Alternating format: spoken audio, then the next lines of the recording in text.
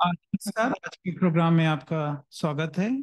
IQ air के अनुसार, जो स्विट्जरलैंड स्थित क्लाइमेट ग्रुप है, जो UNEP संयुक्त राष्ट्र पर्यावरण कार्यक्रम का प्रौद्योगिकी भागीदार भी है, उसने दिल्ली, मुंबई और कोलकाता को दुनिया के शीर्ष 10 सबसे प्रदूषित शहरों में सूचीबद्ध किया था। WHO के अनुसार, जो 2019 में ये एनालिसिस था कि 99% आबादी वहां रहती है जहां पे WHO के जो वायु गुणवत्ता दिशा निर्देश हैं पूरे नहीं होते थे।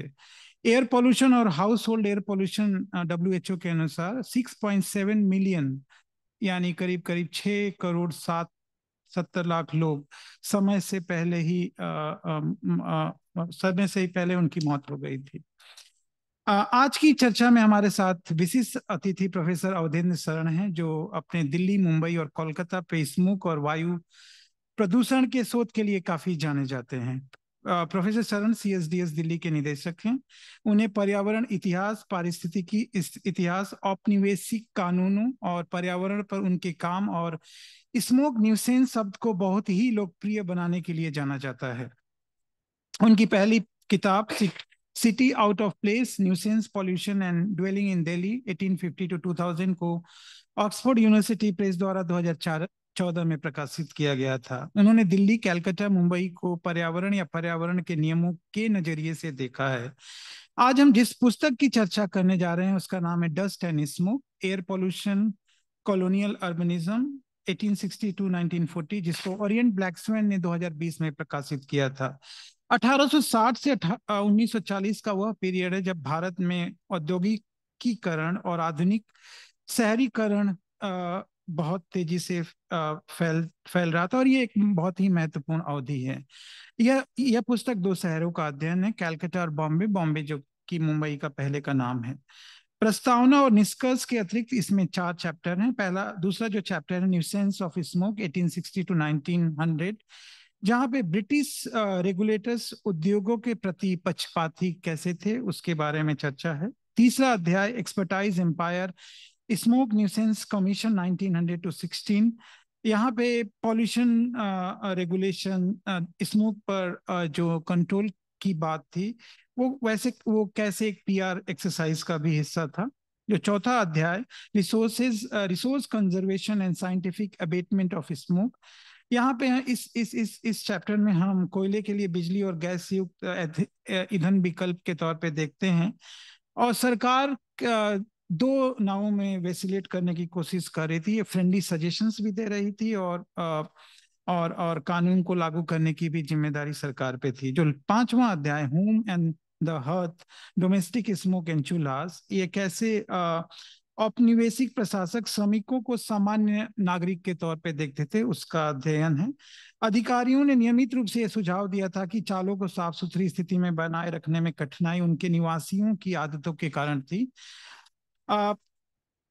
फैक्ट्री मालिकों को दी जाने वाली सहानुभूति या सहयोग वर्कर्स के संदर्भ में गायब हो जाती है। यहाँ तक कि घरेलू धुएं, जिसको हम डोमेस्टिक स्मोक कहते हैं, को भी कभी कभी भी प्रदूषण विरोधी कानूनों के दायरे में नहीं लाया गया।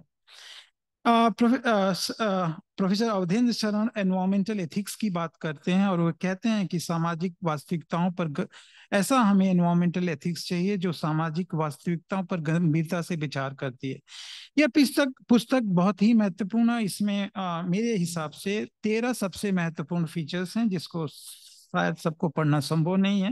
लेकिन ये कॉलोनियल कंट्रोल की बात करती है, ये नॉक्सिस वेपर्स, जिसको हानिकारक वाष्प, खराब हवा और अपशिष्ट का जो कंसेप्शन वो कैसे आता है उसके बारे में बात करती है। स्मोक न्यूसेंस कमीशन की नस्लीय वर्गीय दूरदर्शिता के बारे में बात करती है। यह शहर को हमें कैसे समझें उसके बारे में बात करती है। सामाजिक प्राकृतिक संस्थाओं के रूप में शहर को समझना चाहिए। यहाँ पर वो बायोफिजिकल और सोशल एलिमेंट, जैव भौतिकी और सामाजिक तत्वों के मिश्रण पे जोर देते हैं। इस पुस्तक में इंडोर, आउटडोर, घरेलू, औद्योगिकी, ग्रामीण, शहरी भूमिगत कच, जिसको साइलोस कहते हैं, में धुएं की क्या अवधारणा थी उसके बारे में बात करती है। यह किताब ये भी बात करती है कि जो ब्रिटिश मेट्रोपोल ने जो नेशनल डेक्सटेरिटी एफिशिएंसी के नाम में टेक्निकल और मैनेजमेंट एक परिदृश्य तैयार किया था, वह इंपीरियल मिशन कैसे भारत में घरेलू विकास के तौर पे उन लोगों ने इसको प्रमोट किया। सातवां, पुस्तक ये भी बात करती है कि कलकत्ता ने कैसे बाहरी इलाकों में बड़े उद्योगों और घरेलू धुओं के सस्ते स्रोतों कोक चूना भट्टी पर ध्यान केंद्रित किया। और आठवां, बॉम्बे ने अपना ध्यान अपने शहरी केंद्र में छोटे उद्योगों, लोकोमोटिव, भाप इंजनों से निकलने वाले धुओं की ओर लगाया। नवा, उद्योग जगत के साथ सरकार का गठबंधन, श्रमिकों के जीवन, शरीर और सार्वजनिक स्वास्थ्य की कीमत पर लाभ कमाने की प्राथमिकता देना को भी हम इस पुस्तक में पढ़ सकते हैं। धुएं के प्रबंधन में सार्वजनिक भागीदारी की अनुपस्थिति के कारण मूल रूप से जो सार्वजनिक स्वास्थ्य के संकट के प्रति एक संकीर्ण, नौकरशाही और शहरीकृत प्रक्रिया बहुत तेजी से विकसित हुई। 11, इंग्लैंड में स्मोक प्रबंधन मजबूत, जो स्मोक मैनेजमेंट था वो मजबूत सार्वजनिक भागीदारी में नहीं था। भारत में यह हमेशा इंस्टीट्यूशनलाइज रहा, जहां पे जो इंपॉर्टेंट स्टेक होल्डर्स थे उनको दूर रखा गया। 12वां, यहीं से राज्य की तकनीकी मामलों पर सलाह देने की एकमात्र जिम्मेदारी बन जाती है, बना दी जाती है। 13वां जो मेथोडोलॉजी पे है, इसमें हम नगर निगम के अभिलेखों, स्मोक न्यूसेंस कमीशन के रिपोर्ट्स, न्यूज़पेपर के reports, commercial advertisement for smoke free appliances आदि को यह पुस्तक महत्वपूर्ण मानते हुए भारत में वायु प्रदूषण का एक अनूठा ऐतिहासिक अध्ययन प्रस्तुत करती है। इस कार्यक्रम में आपका स्वागत है और मैं कमल से आग्रह करूंगा कि वो अपना पहला प्रश्न पूछे। धन्यवाद।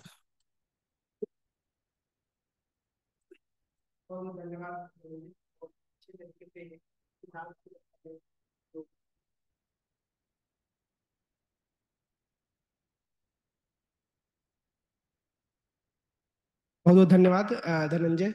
किताब के बारे में आपने बहुत ही संक्षेप में और बहुत गहरी जानकारी दी। अवधेंद्र जी, आपका भी बहुत बहुत स्वागत और बहुत बहुत धन्यवाद कि आपने हमें समय दिया कि हम इस महत्वपूर्ण किताब पर कुछ चर्चा आपसे कर पाए। ये बात तो साफ है कि हाल के दौर में जो शहरी प्रदूषण है उस पर चिंता काफी बढ़ी है। पिछले दो तीन दशकों में तो इस पे काफी ज्यादा बातचीत हो रही है। लेकिन इस किताब को पढ़ते हुए जो एक पहला सवाल मेरे मन में आया, और मुझे लगता है कि जो बहुत सारे जो नए रिसर्चर हैं उनके मन में भी ये सवाल आएगा कि आपको इस विषय ने कैसे आकर्षित किया, आप इस विषय की ओर कैसे बढ़े, और ये जो पूरी एक रिसर्च की जो आपकी एक यात्रा रही है वो कैसी रही। अगर आप संक्षेप में उसको बताएं तो हमारे दर्शकों को काफी इससे लाभ होगा। तो सबसे पहले धन्यवाद समय देने के लिए और इस कार्यक्रम में बुलाने के लिए। पुस्तक के बारे में दो तीन चीजें हैं जो मैं बता दूं। धनंजय ने तो पुस्तक के डिटेल्स के बारे में बता दिया है। करीब 20-25 साल से भारत में एक सवाल है जो बार बार आता है, खासकर जाड़े के महीनों में, कि हम किस तरह की हवा में सांस ले रहे हैं, हम इसमें जी रहे हैं या मर रहे हैं। और तो मुख्य जो मेरा आकर्षण था वो था कि इसको कैसे समझें। जो समकालीन प्रदूषण है इस पे बहुत काम हुआ है और बहुत तरह के लोगों ने काम किया है। जर्नलिस्ट ने काम किया है, सिनेमा बने हैं, एकेडमिक्स ने काम किया है, तरह तरह के लोगों ने काम किया है। तो अ, एक ये था कि इसका कोई इतिहास है भी कि नहीं, क्योंकि काफी बार आम चर्चा में ऐसा समझा जाता है कि करीब करीब 1980-85 के बाद से ये समस्या उभरी है और पहले शायद ऐसा नहीं था। तो एक तो इतिहासकार के रूप में एक नेचुरल क्यूरियोसिटी थी कि ये वाकई कितना नया है और कैसा है। दूसरा, इस पे लिखा बहुत कम गया है। जब हम शहरों की चर्चा करते हैं तो ज़्यादा जमीन की चर्चा करते हैं, कभी कभी नदियों की भी चर्चा कर लेते हैं, लेकिन ज्यादातर शहरों के बारे में हवा को लेकर बहुत कम लिखा गया है, सोचा गया है। अ, तो ये भी था कि ऐसा क्यों है और हम किस तरह से इसके बारे में लिख सकते हैं। जो बिल्कुल प्रोक्सीमेट कारण जिसको कह सकते हैं वो ये था कि हम एक किताब लिख रहे थे दिल्ली पे, उसमें एक चर्चा मिली मुझे कि अगर जमुना पार का जो हिस्सा है उसको नई दिल्ली का अंग बनाया जाए कि नहीं बनाया जाए। बहुत छोटा सा एक लाइन का कुछ था और उसके पीछे चिंता ये थी कि अगर हावड़ा कलकत्ता का अंग होता तो शायद इस तरह के कारखाने वहां नहीं लगते और वहां पे जो प्रदूषण हुआ वो नहीं होता। तो उस वाक्य के सहारे मैंने खोजना शुरू किया कि कलकत्ता में क्या हुआ था और शहरों में क्या हुआ था। और जब खोजने गए तो जो फाइलें मिली, उनमें ज़्यादा तो ये था, खासकर 19वीं सदी में, कि देखिए फैक्ट्री आप बहुत दूर नहीं लगा सकते हैं, आने जाने का की समस्या है, लोग बसेंगे कहाँ, जाएंगे कैसे, और वैसे भी जो धुआं उठेगा या जो प्रदूषण होगा वो तो चारों तरफ फैलेगा। तो फिर आपको किसी और ढंग से सोचना है। उसके बारे में फिर मैंने सोचना शुरू किया कि वो क्या ढंग थे जिसके बारे में लोग सोच रहे थे। और तब जाके मुझे कुछ ऐतिहासिक प्रमाण मिलने शुरू हुए। एक तरह से ये किताब जो है, कभी कभी तो किताब की पूरी संरचना आपके दिमाग में होती है कि आप क्या लिखने जा रहे हैं, और फिर आपको जैसे जैसे चीजें मिलती हैं आप लिखते जाते हैं। इस किताब के साथ वैसा नहीं हुआ। जैसे जैसे हम पढ़ते गए वैसे वैसे नए तरह से उसको लिखने की कोशिश भी करते गए। तो किताब का जो अ, अंतिम स्वरूप है, ये इसका पहला स्वरूप नहीं था। ये किताब उस तरह से बनी जैसे जैसे मुझे चीजें मिलती गई। अ, एक आखिरी बात इस बारे में कि कुछ तो हमें पता था कि 1912-13 के आसपास, 1905 में और फिर 12-13 में कुछ कानून बने थे, पहले कोलकाता के बारे में फिर बम्बई के बारे में। और ज्यादातर जो भी इतिहास मिलता है वो उन्हीं कानूनों से शुरू होता है, 1905 और 12 का। और फिर मुझे खोजबीन से पता चला कि पहला कानून 1862 में बना था बम्बई के लिए, फिर 1863 में बना था कलकत्ता के लिए। तो इसमें मेरी बहुत दिलचस्पी हुई कि वो कानून क्या थे, उनका क्या हुआ, और क्यों नए कानून आए। तो उसको लेके फिर मैंने लिखना शुरू किया। अ, इसके लिए जो सामग्री चाहिए वो उतनी आसानी से मिलता नहीं है, क्योंकि जो हमारे आर्काइव्स होते हैं वो अ, जिस तरह से उनमें फाइलें रखी जाती हैं उसमें स्मोक करके तो कोई फाइल रखी नहीं जाती है। और यहाँ तक कि जो स्मोक न्यूसेंस कमीशन की बात की धनंजय ने, उनके भी जो वार्षिक रिपोर्ट होते हैं, कुछ तो मुझे मिल गए थे लेकिन अधिकतर नहीं मिले थे। तो वो मुझे आखिर में जाके इंग्लैंड जाके मिले। तो उनकी भी खोज जो है, ये सामग्री इतनी आसानी से उपलब्ध नहीं है। और मेरे पास एक ही पुराना काम था गाइड करने के लिए। एक बहुत विद्वान हैं, M.R. एंडरसन, उनका एक लेख था कलकत्ता के वायु प्रदूषण पे, जो एक किताब थी, रामचंद्र गुहा और डेविड आर्नोल्ड की संपादित किताब थी, उसमें एक लेख था। तो बस वही लेख मेरे पास था जिसके सहारे हम कुछ बढ़ सकते थे। तो इस तरह से किताब के बारे में थोड़ा सोचना, पढ़ना, और फिर इसको किस तरह से चैप्टर्स बनाना, वो सबसे मुश्किल काम था कि इसमें क्या प्रश्न होंगे, उसके बारे में किस तरह से लिखेंगे। तो ये जो है धीरे धीरे करके जमा किया गया।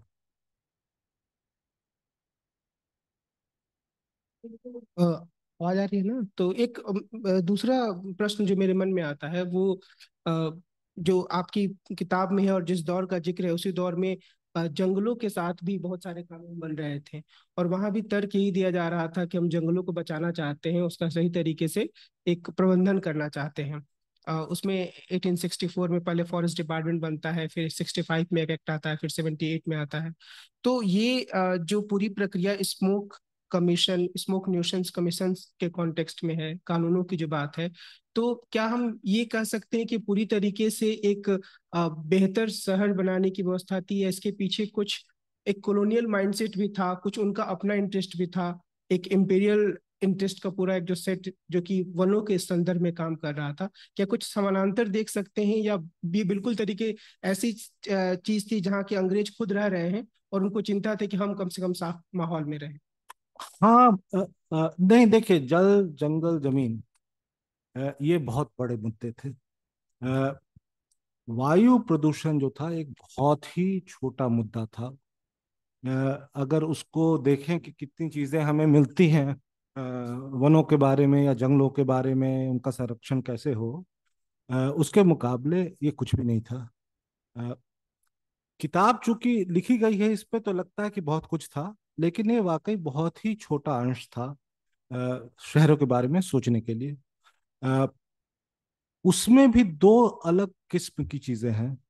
एक जैसे शहर की हवा कैसी है, अ, इसके बारे में समय समय पे तो कुछ चिंता जाहिर होती थी कि यहाँ पे अगर बहुत सारे पेड़ पौधे हैं, बहुत गर्मी है, बहुत बारिश है, चीज़ें सड़ जाती हैं, उससे जो हवा खराब होती है, या बहुत लोग एक साथ एक घर में रह रहे हैं तो वो जब सांस लेते हैं या सांस छोड़ते हैं उससे जो एक दूसरे पर असर पड़ता है, ये तो चिंता थी। अ, और इसके बारे में कभी कभी खासकर जब कोई बहुत बड़ा कोई डिजीज फैल जाता था या ऐसा कुछ होता था, तब इसके बारे में चिंता बढ़ जाती थी। गांधी जी जब साउथ अफ्रीका में थे तो प्लेग के बाद उन्होंने भी बहुत कुछ लिखा इसके ऊपर, जिसका बहुत ज्यादा जिक्र नहीं मिलता है। इंडियन ओपिनियन में उन्होंने हेल्थ के ऊपर बहुत सारे छोटे छोटे आर्टिकल्स लिखे थे। उसमें भी था कि आप कैसे सोएं, बाहर सोएं या अंदर सोएं, किस तरह का कपड़ा पहने वगैरह। तो ये एक मैंने अपनी पुस्तक में कहा कि एक ये डिबेट था वेंटिलेशन के बारे में, कि आप खिड़कियां कैसे रखें ताकि हवा जो है आर पार जा सके और वगैरह। और मेरी समझ जो थी उस समय, जो शायद अ, थोड़ी गलत थी, अ, वो ये था कि इसके बारे में तो जानकारी है हमें और मोटी मोटी समझ है, जो अब हमको लगता है कि शायद और काम करने की जरूरत है इस चीज पे। लेकिन तब मेरा विचार ये था कि इस चीज को तो हम समझते हैं, इसके बारे में कुछ लिखा भी गया है, लेकिन इससे हट के जो कारखानों से और जो उद्योग बन रहे थे उनसे जो प्रदूषण होता है, वो कहानी हमें करीब करीब नहीं मिलती। तो ये एक बहुत छोटी सी चीज थी जिसमें तीन चार तरह के लोग थे जो अ, इसमें कुछ करते थे या इसके बारे में कुछ लिखते थे। एक थे जो अंग्रेज यहाँ पे राज कर रहे थे, तो उनमें जरूर ये था कि हम इंग्लैंड से इतनी दूर आए हैं, और कलकत्ता जैसा शहर अगर लीड्स बन जाए या इंग्लैंड का कोई जो भी औद्योगिक शहर था वैसा बन जाए तो क्या फायदा इसका। तो इसके बारे में वाइसरॉय कर्जन ने बहुत कुछ लिखा था, जो मेरी किताब में मैंने उसका वर्णन किया है कि उनकी क्या इच्छा थी। इसको मैंने पुस्तक में कहा है कि एक एस्थेटिक डिस्कोर्स था ये, कि लोग, हम शहर कैसा हो उसमें कैसे रहें, और उसमें एक उभरता हुआ जो मिडिल क्लास था भारत का, उसका एक बहुत छोटा वर्ग भी इसके बारे में कभी कभी चिंता जाहिर करता था। दूसरा जो ज्यादा था वो था जो अ, मिल के मालिक थे, उनका इसमें बहुत ज्यादा इंटरेस्ट था, क्योंकि जब कानून बन गया कि आप जो है अपने जब कोयला झोंकते हैं तो उसको किस तरह से झोंके, और अगर धुआं ज्यादा हुआ तो इस पे आपको फाइन लगेगा, इसलिए उनका भी इसमें बहुत इंटरेस्ट था कि इस समस्या का समाधान कैसे हो। एक पब्लिक इंटरेस्ट जिसको हम कहते हैं वो धीरे धीरे उभरना शुरू हुआ था।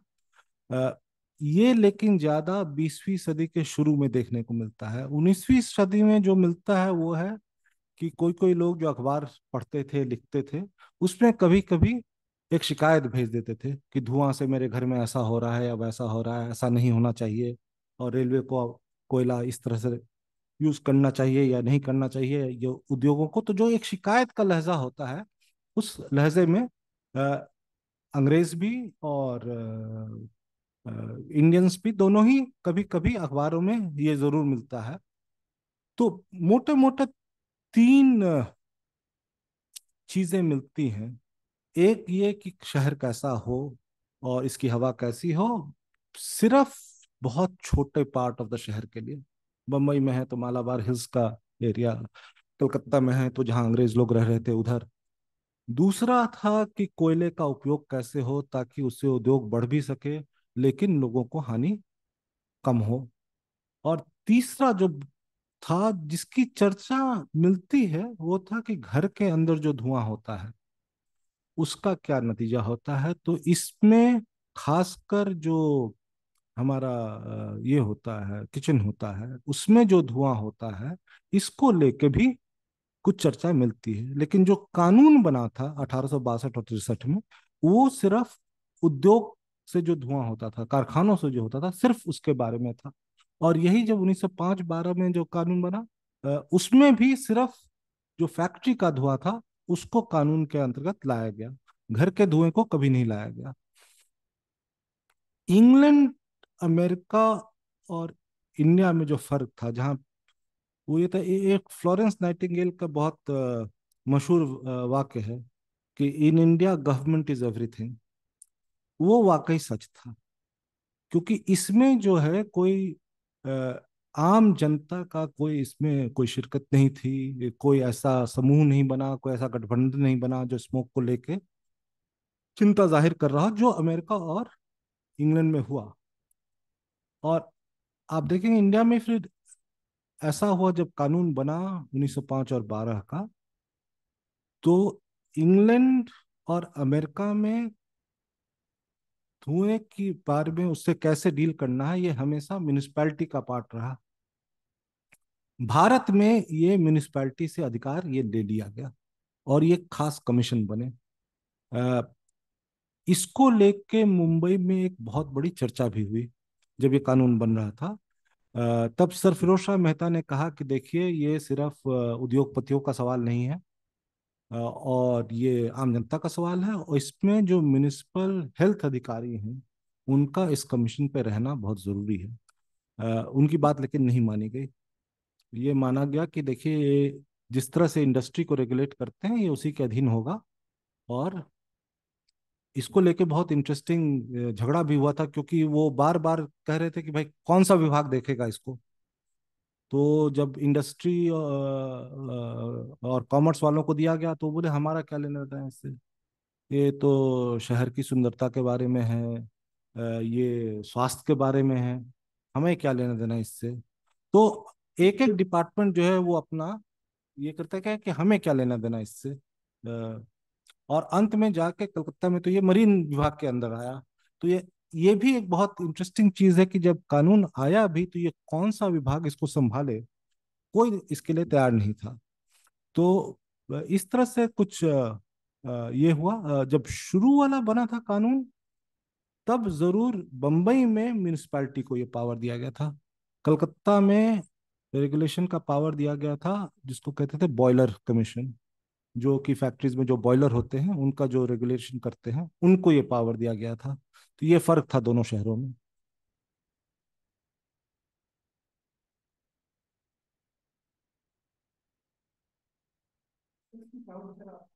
तो दे दिया है, फिर भी मैं पूछना चाहूंगा कि जो पब्लिक पॉलिसी स्मोक की थी वो कितनी पब्लिक थी? कितनी पब्लिक थी? अ, अगर हम तीन चार तरह से इसको देख लें। एक तो ये कि क्या पब्लिक का कुछ दबाव था? तो ऐसा नहीं था। अ, क्या ये सिर्फ सरकार में कुछ लोगों के दिमाग में आया? ऐसी बात भी नहीं था। अखबारों में जिक्र मिलता है रह रह के कि इसके बारे में कुछ चिंता जाहिर की जाती थी। अ, लेकिन जैसा हम कह रहे थे, अगर कुछ पब्लिक है भी तो बहुत ही छोटा, बहुत ही लिमिटेड तरह की पब्लिक थी। और ये किसी भी मामले में देखिए, एक अमेरिका में एक बहुत मशहूर फ्रेज है, म्यूनिसिपल हाउस कीपिंग। इसमें महिलाएं बहुत आगे बढ़ के भागीदारी करती थी कि हमारे घर जो हैं वो बर्बाद हो रहे हैं धुएं के कारण, हमें बहुत मेहनत करनी पड़ती है घर को साफ रखने के लिए, और इसलिए धुएं का प्रकोप कम किया जाए। उसी तरह मैनचेस्टर में भी संस्थाएं थीं, ऑर्गेनाइजेशंस थे जो कि इस तरह का दबाव डालते थे अपने म्युनिसिपल बॉडीज पे। भारत में ऐसा कुछ नहीं था। जो कुछ था वो सरकार थी। सरकार नियम बनाए, सरकार ने कमीशन बनाया, और उसी के द्वारा ये सब कुछ किया गया। ज्यादा से ज्यादा क्या हुआ, जो 1930 वगैरह के बाद इसको लेके पब्लिक को कैसे इसके बारे में बताया जाए कि आपको धुएं से क्या परेशानी हो सकती है और इससे कैसे कैसे डील करना है। तो एक जिसको कहते हैं पब्लिक एजुकेशन कैंपेन, उस तरह की चीज जरूर आई कि हमको इस बात को पब्लिक तक लेके जाना है, सिर्फ ये उद्योगपतियों की बात नहीं है। तो अलग अलग टाइम पे, लेकिन कभी भी ऐसा नहीं हुआ कि ये दबाव जो है वो नागरिकों का दबाव है। जो आज के जमाने में हम कह सकते हैं कि काफी कुछ जो है वो नागरिकों का दबाव होता है।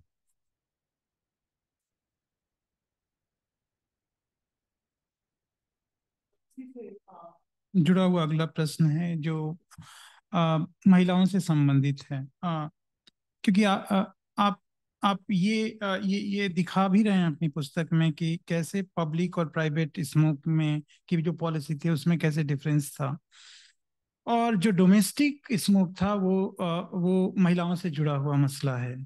तो क्या इसका कहीं जिक्र मिलता है कि जो या जेंडर्ड नोशन काफी इनग्रेन था कि महिलाओं की तरफ ध्यान ही नहीं दिया ब्रिटिश कॉलोनियल पॉलिसी में? महिलाओं के स्वास्थ्य पे धुएं का क्या असर होता है, इसके बारे में समय समय पे जरूर लिखा जाता था। और इस पर मनीषा लाल ने बहुत अच्छा काम किया है। पर्दा के ऊपर लिखा जाता था, पर्दा और टीबी का क्या रिश्ता है, धुआं और आंख की बीमारी का क्या रिश्ता है। तो इस पे काम हुआ है। जो ये था कि धुएं से घर की चीजें गंदी हो जाती हैं और उसको साफ रखना पड़ता है, बर्तन गंदे हो जाते हैं, कपड़े गंदे हो जाते हैं, और इसका जो बर्डन है इनको साफ रखने का वो महिलाओं पर आता है। इसका एक दो बार जिक्र मैंने देखा है। कभी कभी जब वर्कर्स की बात होती है तब भी कभी कभी महिलाओं का जिक्र मिलता है, बहुत कम लेकिन कभी कभी मिलता है। बस इतना सा ही है, क्योंकि फर्क जो है पानी और हवा में वो ये है कि माना जाता था तब भी और आज भी कि हवा सबको जो है एक ही तरह से अ, उन पर इम्पैक्ट करती है। अब ये एक बहुत वैसे लोग भी जो मानते थे कि अ, हवा अलग अलग तरह से अलग तरह के लोगों पर प्रभाव डालती है। हवाएं भी होती हैं, सिर्फ हवा नहीं होती है।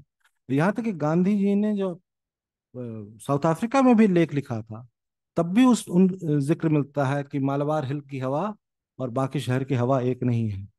तो ऐसा नहीं कि लोगों को ये पता नहीं था कि शहरों के अंदर अलग अलग इलाकों में सब जगह एक ही हवा नहीं होती। लेकिन जिस तरह से हम सोचते हैं हवा के बारे में आज भी, कि पानी के लिए तो आप अपने घर में फिल्टर लगा लेंगे, हवा के लिए क्या कीजिएगा। तो अब जो घर में एयर प्योरीफायर्स आ गए हैं वो तो बहुत ही पिछले 5 7 7 साल की बात है। उससे पहले तो यही सोचा जाता था कि पानी तो आप किसी तरह से बच जाएंगे, अपना कुछ समाधान निकाल लेंगे, वो उबाल लेंगे, कुछ कर लेंगे। लेकिन हवा खराब हो गई तो फिर सब जो है मरेंगे।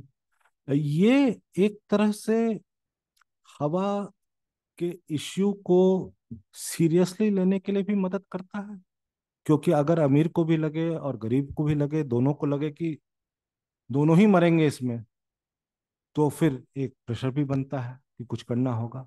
लेकिन चूंकि वो फिर इतना व्यापक हो जाता है कि उसके बारे में एक सोचने का तरीका जो है वो बहुत जल्दी सिर्फ एक वर्ग पे कैसे इम्पैक्ट करता है उस पे हो जाता है। और ज्यादा अमिताभ बाविस्कर ने लिखा है, जब हवा के बारे में आज के दिन में हम सोचते हैं तो ज्यादा मध्यम वर्ग जो सोचता है उसी को हम मान लेते हैं कि यही मुद्दा है और कोई मुद्दा नहीं है।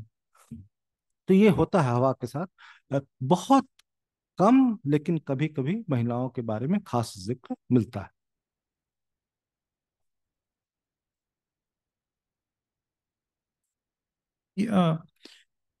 आपकी पुस्तक पढ़ने के बाद और काफी कानूनों को समझने के बाद जो ब्रिटिश अटेम्प्ट है वो बड़ा कॉन्ट्रिडिक्टरी लगता है, विरोधाभासी दिखता है कि एक तरफ तो वो रेगुलेटरी फ्रेमवर्क बना रहे हैं लेकिन उसको वो इम्प्लीमेंट भी नहीं करना चाह रहे हैं बहुत हद तक। मतलब किस प्रेशर में, या जो डिफ्रेंशिएट कर दे रहे हैं, ऐसा वाकई था?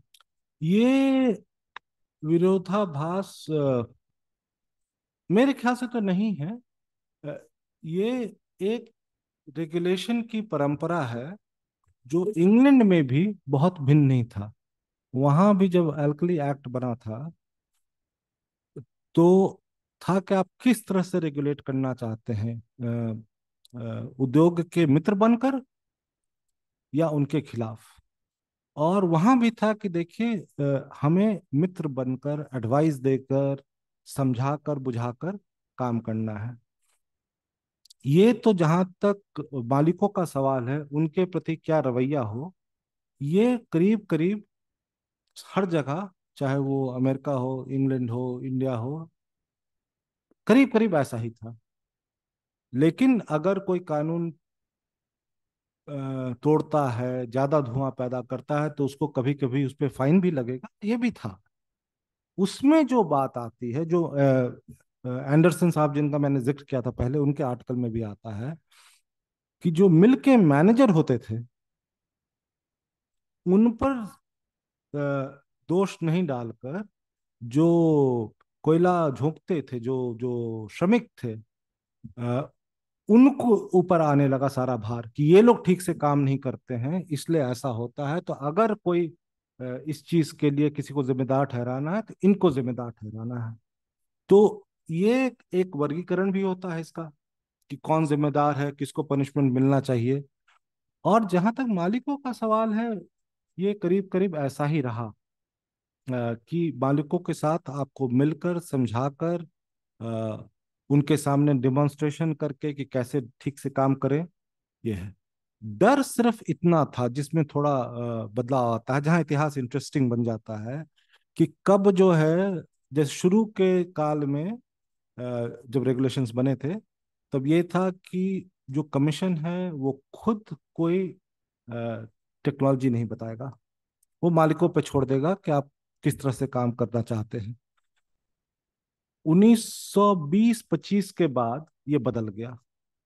अब उन्होंने कहा कि नहीं, हम ही आपको डिजाइन बना के देंगे और उसके लिए आप हमको पैसा दीजिए, और हम आपको बताएंगे कि ये किस तरह से आपको अपना चिमनी बनाना चाहिए, किस तरह से आपको फैक्ट्री बसाना चाहिए वगैरह। तो कब सरकारें जो आपको सिर्फ क्या कहते हैं, एक टारगेट देती हैं, और कब वो आपको टेक्नोलॉजी भी बताने लगती हैं, ये एक बहुत इंटरेस्टिंग विवाद है जिसके ऊपर शायद हम लोग उतना ध्यान नहीं देते हैं। लेकिन आप दिल्ली में देखे होंगे जब सीएनजी वाला मामला हुआ था, तब उस समय भी ये बात उठी थी कि सरकार को सिर्फ ये बताना चाहिए कि क्या टारगेट होना चाहिए, वो पेट्रोल से होता है या डीजल से होता है या जिससे भी होता है, वो आप छोड़ दीजिए गाड़ी बनाने वालों पर, कि वो किस तरह से उस टारगेट को, या फिर सरकार बताए कि नहीं, आप सिर्फ सीएनजी यूज कर सकते हैं या आप इस तरह का डीजल नहीं यूज कर सकते हैं। तो ये हमेशा एक विषय रहा है कि जब आप इस तरह की चीजों से डील करते हैं, तो कहाँ सरकार का रोल खत्म होता है, कहाँ उद्योग का रोल शुरू होता है, कहाँ जनता आती है, इनके बीच में किस तरह से संबंध बने। ये शायद हमने उतना नहीं पढ़ा है जितना हम पढ़ सकते हैं कि टेक्नोलॉजी के मामले में सरकार किस तरह से अपना रुख बदलती है। धन्यवाद धनंजय। हाँ तो सर, मेरा एक सवाल इस बात से जुड़ा हुआ है कि जो जो अध्ययन आपने किया है और जो मौजूदा समय में वाद विवाद चल रहा है, और साल में कई बार तो जिक्र होना ही है, सितंबर का महीना है तो पराली वाली समस्या आएगी, इसके अलावा भी काफी समस्याएं वायु को लेकर है दिल्ली जैसे बड़े शहर में। तो कुछ ऐसे सूत्र हैं जो उस समय के वाद विवाद में जिसका उपयोग सकारात्मक तरीके से हम कर सकते हैं। एक शायद आपने भी जिक्र किया, कुछ और पहलू हो सकते हैं? देखिए, इस पे आते हैं थोड़ा रुक के, क्योंकि एक और जो सवाल है, ये घरेलू और शहर के बारे में, अ, इस पे थोड़ा और कुछ हम कहना चाहते थे। तो हम अभी इस पे आते हैं कि आज के दिन में क्या है इसके ऊपर। वो ये है कि जब घर की चर्चा हुई तो म्यूनिसिपल रिपोर्ट्स में या हेल्थ रिपोर्ट्स में ये इसकी चिंता मिलती है। जब स्मोक न्यूसेंस कमीशन बने, उन्होंने जब घर की बात की तो वो कुछ और था। वो ये था कि घर के अंदर जो धुआं होता है वो जब बाहर सड़क पे आता है तो उसका शहर पे क्या प्रभाव पड़ता है। तो घर के बारे में भी दो तरह से सोच सकते हैं, घर के अंदर और घर के बाहर। और चूंकि उनका मानना था कि भारत में जो घर बनते हैं वो बहुत ही जमीन के करीब होते हैं, इनमें चिमनी नहीं होता, जो धुआं निकलता है वो जमीन के बहुत पास होता है, तो इसलिए जो लोग शहर में रहते हैं उनके ऊपर इसका प्रभाव पड़ता है। और इंग्लैंड में चूंकि चिमनी है तो वहाँ इस कारण से प्रभाव कम पड़ता है। हालांकि इंग्लैंड में भी इसको लेके बहुत डिबेट्स हुए थे। ये इसलिए इस पे आपका ध्यान बटाना चाहता हूँ क्योंकि यही चीज जब श्रमिकों की बात आती है तब भी ये होता है कि उनके घर में और फैक्ट्री में, और फैक्ट्री के अंदर, फैक्ट्री के आसपास, उनके घरों में किस तरह की हवा है वगैरह। हम जब इतिहास लिखते हैं तो हम घर को और शहर को, ये मेरा मानना है, शायद गलत भी हो, लेकिन करीब करीब अलग करके लिखते हैं। जब हम शहरों का इतिहास लिखते हैं तो डोमेस्टिक इश्यूज के इतिहास कोई और लिखता है, और शहरों का इतिहास, और हम पब्लिक शहर की बात करते हैं। जहाँ हवा की बात हो तो हम एम्बियंट एयर क्वालिटी की बात करते हैं, हाउस होल्ड एयर पोल्यूशन की बात नहीं करते हैं। अ, तो मेरी कोशिश इस किताब में है कि इन दोनों को कैसे साथ लाया जाए। वो बहुत ही हमको लगता है कि शायद अगली पुस्तक जब लिखेंगे तो शायद उस पर कुछ ज्यादा, लेकिन अब मेरा मानना है करीब करीब कि इस तरह के प्रश्न अगर हम पूछना चाहते हैं और इनके बारे में लिखना चाहते हैं तो घर के अंदर का वातावरण और घर के बाहर का वातावरण, इन दोनों कहानियों को साथ लिखना होगा। और ये मेरी धारणा जो है ये कोविड के बाद और बढ़ गई है, क्योंकि उसमें अगर आप देखें तो आप एसी आपको होना चाहिए कि नहीं होना चाहिए, खिड़की खुली होनी चाहिए कि नहीं होनी चाहिए, तो आपके घर के अंदर का जो वातावरण है और घर के बाहर का जो वातावरण है, इन दोनों का जो है इन दोनों पे सोचने की जरूरत है साथ साथ। इसको जो अलग अलग करके हमने सोचा है इसके बारे में, उससे थोड़ी परेशानी, परेशानी तो क्या मतलब, कहानी अधूरी रह जाती है। तो इस कारण मैं इस पे ध्यान आपका लाना चाहता था कि ये घर और बाहर की जो बात है, एक मैंने एक छोटा सा लेख लिखा था इंडियन किचन्स पे कि उससे हम कैसे समझें और क्या समझें। अ, और किचन का डिबेट तो बहुत ही इंटरेस्टिंग डिबेट है। गृह लक्ष्मी की बात होती है, तरह तरह की चीजें होती हैं उसमें, किस तरह का खाना खाना चाहिए, कैसे पकाना चाहिए उसका, और प्रदूषण की कहानी हम कैसे साथ लिखे या ना लिखे। तो खैर वो एक अपनी जगह है और उस पर कभी काम करेंगे। जहां तक आज के वातावरण और पहले क्या था उसके बीच की बात है, कुछ चीजें बदल गई हैं। अ, तीन चीजें मुख्य रूप से बदली हैं। अ, सबसे पहला ये है कि जब जो इतिहास मैंने लिखा, और इसलिए भी लिखा क्योंकि मैं नहीं चाहता था कि बस मैं इतिहास के नाम पे आज जो हो रहा बस वही लिख दूं कि इसकी एक कहानी है, देखिए वहां से यहाँ तक। मैं ये दर्शाना चाहता था कि वो कहानी एक तरह से खत्म हो गई 1980 के आसपास तक जाके। कुछ चीजें हैं अभी भी, लेकिन ये दो अलग मोमेंट्स हैं। पहला यह है कि करीब करीब 1860-62 से जब ये कहानी शुरू होती है, से लेके 1982 तक जब एयर पोल्यूशन एक्ट आता है, तब तक ज्यादा जो जोर है, ज्यादा जो सोचने और विचारने और काम करने की बात है, वो डार्क ब्लैक स्मोक पर है। जब वो दिखता है तब उस पर चिंता होती है। ये हमारे साथ आज भी है। आप देखिएगा कि जिस दिन जाड़े में चूंकि दिखता है आपको कि आसमान जो है कुछ ज्यादा ही धुंधला दिख रहा है, और गर्मी में थोड़ा साफ दिखता है, तो लगता है कि अब प्रदूषण कम हो गया है, या प्रदूषण है ही नहीं। तो ये आज भी हमारे साथ है, लेकिन करीब करीब 1980 के मध्य से 1990 तक जाते जाते ये तो समझ में आने लगा था कि जो हमें नहीं दिखता है, जिसको हम पार्टिकुलेट मैटर बोलते हैं, और खासकर जो छोटा सा हो, जो लंग्स के अंदर चला जाता है, उससे जो हानि होती है, हमें उस पर भी बहुत ध्यान देना है। तो ये एक बहुत बड़ा फर्क है कि जो दिखता है और जो नहीं दिखता है। और जो नहीं दिखता है, और अब उसमें वायरस भी जोड़ दीजिए, जो आपको अपनी आंखों से नहीं दिखता है, वो एक दिलचस्प चीज होगी कि ये जो नहीं दिखता है उसके बारे में हमने कैसे सोचा है और उसके लिए हमने क्या किया है। तो एक तो ये फर्क बहुत बड़ा था। दूसरा फर्क जो मैंने पहले भी कहा कि आज के दिन आम नागरिक, तरह तरह के एक्सपर्ट्स जो हेल्थ के भी हो सकते हैं, इंजीनियरिंग के भी हो सकते हैं, साइंटिस्ट भी हो सकते हैं, कभी कोई सोशल साइंटिस्ट भी होते हैं, बहुत तरह के लोग हैं जो हवा का सवाल, धुएं का सवाल, प्रदूषण का सवाल, इसके बारे में लिखते हैं, पढ़ते हैं, मोबिलाइज करते हैं और कानून बनाते हैं, नहीं बनाते हैं, जो भी होता है। लेकिन ये बहुत अ, व्यापक चिंता का विषय बन गया है, जो उसमें नहीं था, जो एक बहुत छोटी सी बात थी उसमें, वो है। तीसरा जो नया है, अ, वो ये है कि स्रोत तो तब भी बहुत थे धुआं के, अ, और उनके बारे में चर्चा होती थी कि गाड़ियों, मतलब उस पर एक्शन नहीं लिया गया, लेकिन गाड़ी से क्या होता है, रेलगाड़ी से क्या होता है, घर के धुएं से क्या होता है, फैक्ट्री के धुएं से क्या होता है, और आज भी हम तरह तरह के स्रोतों की बात करते हैं। लेकिन आज दो बहुत बड़े सवाल जो हैं वो प्रदूषण के दाएं बाएं साइड खड़े हैं।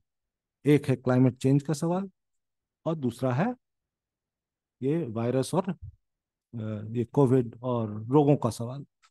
अब ये दो जो चीजें हैं जो इसके दोनों तरफ आ गई हैं, कि हवा की जब हम बात करेंगे तो आज के बाद, या जब से कोविड हुआ है कम से कम उसके बाद, क्लाइमेट तो फिर भी कुछ दिनों से हमारे साथ, तो अब तापमान की कहानी, प्रदूषण की कहानी, वायरस की कहानी, ये तीन अलग अलग चीजें हैं, वैसा भी मान सकते हैं। लेकिन हमको लगता है कि आज अगर हम, कोई बोले कि हम कैसी हवा में रह रहे हैं, तो हमको इन तीनों के बारे में सोचना होगा। ये बहुत बड़ा फर्क है, और ये तीनों ही अपने आप में बहुत बड़े सवाल हैं, जिनसे जूझना होगा। तो इस तरह से फर्क तो बहुत आ गया। जहां अभी भी एक तरह से कंटिन्यूटी है, और उस कंटिन्यूटी में का भी एक इतिहास है इंटरेस्टिंग सा, वो है कि एक्सपर्ट कहाँ आता है इसमें। अंग्रेजों के जमाने में, खासकर जब ये कर्जन आए थे वाइसरॉय बन के, उनका बहुत भरोसा था एक्सपर्ट्स के ऊपर, और उन्होंने इसलिए एक्सपर्ट को बुलाया भी इंग्लैंड से कि आप रिपोर्ट लिखिए कलकत्ता के बारे में, उसी पे फिर कानून भी बना। और एक्सपर्ट्स पे भरोसा बरकरार है। अब इसमें ये हो सकता है कि जो डिबेट उसमें हुआ था कि ये हेल्थ के एक्सपर्ट होने चाहिए या इंजीनियरिंग के एक्सपर्ट, उसमें और भी एक्सपर्ट जुड़ गए हैं। हमको एटमॉस्फेरिक साइंटिस्ट भी चाहिए, हमको ये भी चाहिए। लेकिन आज भी आप देखेंगे तो बहुत ज्यादा भरोसा एक्सपर्ट्स पे है, और ये अपने आप में कोई बुरी चीज नहीं है। मैं मानता हूं बहुत लोग इस पे आपत्ति भी करते हैं। इसमें परेशानी तब उठती है जब इसका डेमोक्रेसी से कोई रिश्ता नहीं बनाया जाता है, क्योंकि एक्सपर्ट नॉलेज तो चाहिए होता है अगर आप किसी टेक्निकल चीज से डील करना चाहते हैं।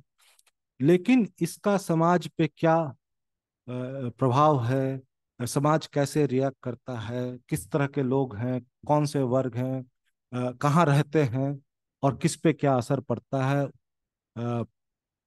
वो किस तरह से मोबिलाइज कर पाते हैं, नहीं कर पाते, जब इन सवालों से हटकर ये सिर्फ टेक्निक का सवाल बन जाता है या टेक्नोलॉजी का सवाल बन जाता है, तब परेशानी जरूर होती है। इसलिए अब आप देखेंगे तो लिटरेचर बट गया है कि जो एक्सपर्ट है, अगर दिल्ली सरकार को कुछ चाहिए होगा तो शायद वो आईआईटी से मांगेंगे राय। लेकिन दिल्ली शहर पे क्या प्रभाव पड़ रहा है तो कोई सोशोलॉजिस्ट लिखेंगी उनके बारे में। तो ये बट गया है। ये मेरे ख्याल से ये ठीक नहीं, क्योंकि एक्सपर्टीज का सवाल और समाज में क्या हो रहा है, ये दोनों सवाल जुड़े हुए हैं। और सबको इस पे चिंता करनी चाहिए कि इससे क्या हो रहा है, इससे हमारी डेमोक्रेसी बढ़ रही है, लोगों का पार्टिसिपेशन बढ़ रहा है, उनके ऊपर जो प्रभाव हो रहा है उसमें किस पे ज्यादा किस पे कम हो रहा है, इन सवालों का ध्यान रखा जा रहा है कि नहीं जा, इस पे सबकी चिंता होनी चाहिए। तो ये एक चीज जरूर है जो तब भी था और आज भी है कि अगर हम ठीक एक्सपर्ट ले आएंगे तो किसी तरह एक्सपर्ट और मैनेजर्स मिलके इस चीज को ठीक कर देंगे। ऐसा मुझे नहीं लगता कि होगा जब तक हम इसको अपने निजी जीवन से, अपने शहर के और समाज के और देश की राजनीति से, डेमोक्रेसी से नहीं जोड़ेंगे तो ये अधूरा सवाल रह जाएगा।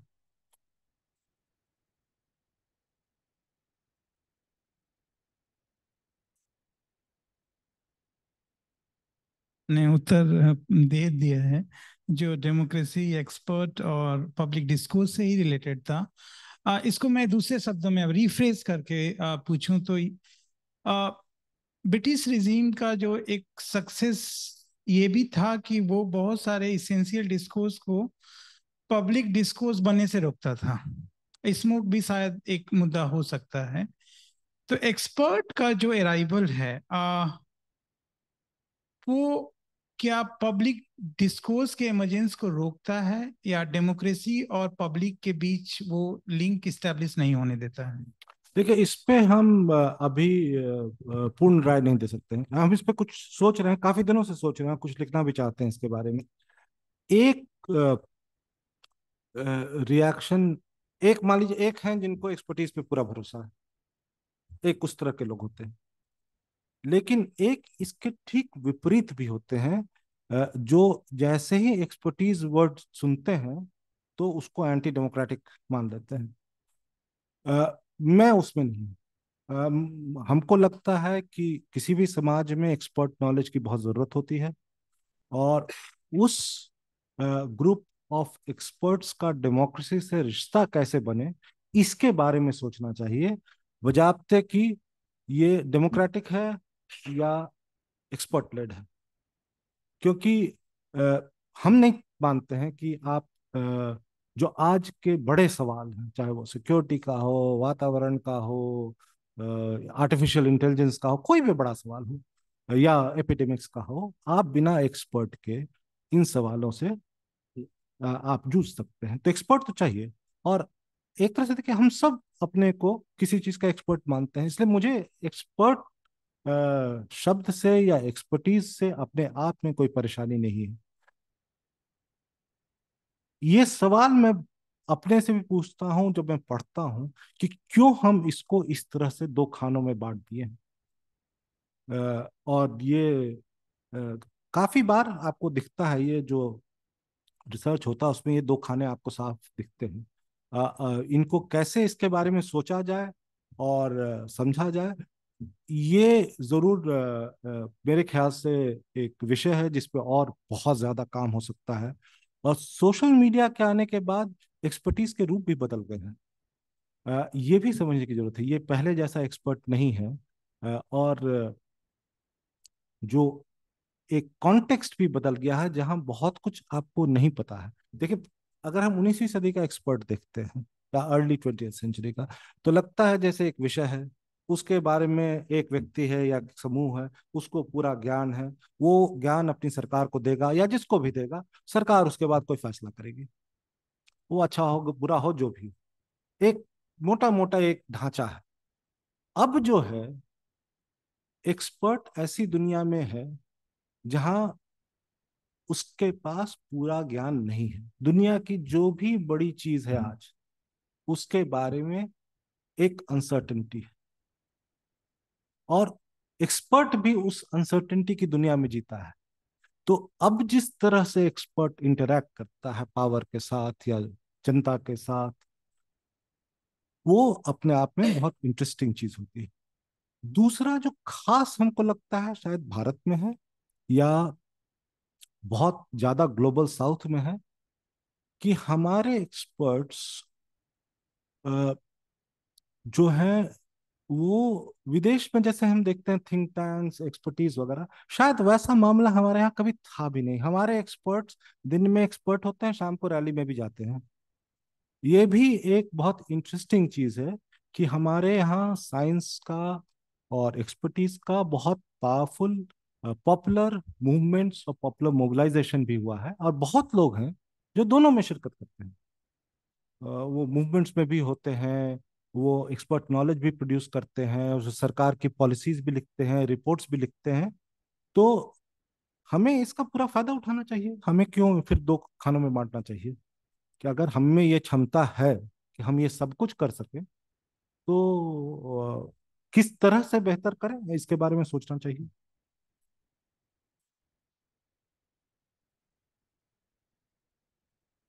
कहना चाहूंगा, हाँ। ये किताब जरूर पढ़ी जानी चाहिए, लेकिन किताब में जो रेफरेंसिंग है वो शानदार और बहुत ही मेहनत से की गई है।